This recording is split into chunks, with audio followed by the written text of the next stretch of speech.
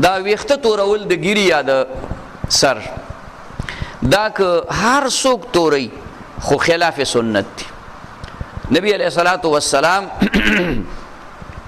د ګیری د سور کولو په نکری زبان دی دا حکم شتا، دا سنت دی، خو تورول نشتا او تور نکریزه نه. که دغه تور رنگ ته څوک نکریزه وای نو دا نکریزه نه ده، داسې دوکه کېږي، ځان له دوکه ورکول دي چې ګنې دا د نکریزه ده. سور خالص سور رنگ چې د کم د نکریزه رنگ دی دقه جایز دی، او بل رنگ ورکول تور هغه که خسړی کوي او که بدی کوي، که مولای کوي که غیر مولای کوي، خو خلاف سنت دی. د چا په کولو باندې یو عمل نه جایز کیږي، د چا په کولو باندې د کتاب تبګوري. د ګیری تورول په یو موقع کې شته دی چې ته په میدان جهاد کې د کفارو مقابله کې، د کفارو نو هغې کې ته چې کوم دی نو ګیره سپین ګیره مجاهد ګیره تورولی شي. دا اندلس مسلمانانو فتح کړو. طارق ابن زیاد د افریقی چې کوم گورنرو موسی ابن نصیر رحمه الله، دا دغه جرنیلو دا طارق ابن زیاد.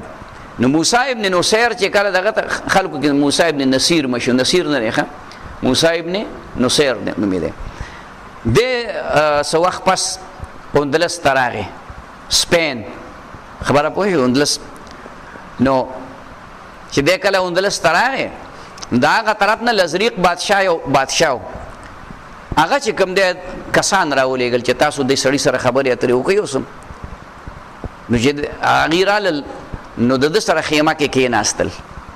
نو د ګیره تکه سپینه وه، نو د جنگ یا د صلح متعلق څه خبرې اترې ونه شوې ارادتن. وی سبا له به انشاءالله بیا ملاقات کوو. نو دی ولګېد، نو د شپې ګیره په نکریزه باندې سره کړه. چې هغې راغله وکتل لکه تا لا څنګه چل دی، څرنګه ګیره پرون سپینه وه په یو شپه کې سره شوه. هغه ملک هغه وخت کې دومره ترقي نه وه کړې، مسلمانانو هغې له ترقي وکړه. 800 کاله حکومت یې پرې کړی.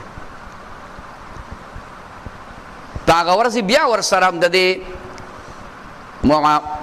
مقصد د هغه خبرې ونه شوې. وی زه دوی بوځئ هلکه وی سهار له به انشاءالله خبرې کوو. سهار له دی د شپې ولګېد ګیرې توره کړه. چې ګیرې تور سهار له چې هغه چې ویې کتل که دا لا څنګه چل دی، سړی خو پرون بوډا اوس نن ځوان دی، پرون بوډا او نن ځوان دی. چې بیا کمې خبرې اترې وشوې دوی لاړل خپل بادشاه ته یې وویل د خدای بندګانو د قوم سره جنګونه نه کېږي، هغه په یوه شپه کې د بوډا نه ځوان جوړوي، په یوه شپه کې د بوډا نه ځوان جوړ. دا صرف جواز میدان جهاد کې دی، بل ځای کې نشته. که ځان له څوک وجې پیدا کوي خبره پوه چې ما نه سړي تپوس وکړو وایي نسوار څنګه دی، مسخا شی دی، مردار ما نوم یې مخلوق دی بیا خو نه باسه. هغوی پلانی مولي صاحب چې هم کوي. نو د مولي صاحب بګولو نه جایز کېږي، خو نسوار څخه دي، مردار دي، ښه شی نه دی، نشه ده. نو که دا ګیره مولي صاحب توروي نو هم ښه نه کوي، ښه خلاف سنت. ځان لکه وجې پیدا کوي خو زما په شرح د صدر نه کېږي، پوه شوې. او کار څوک خلاف سنت دی، نه دی نه ځان ساتل پکار دی. ښه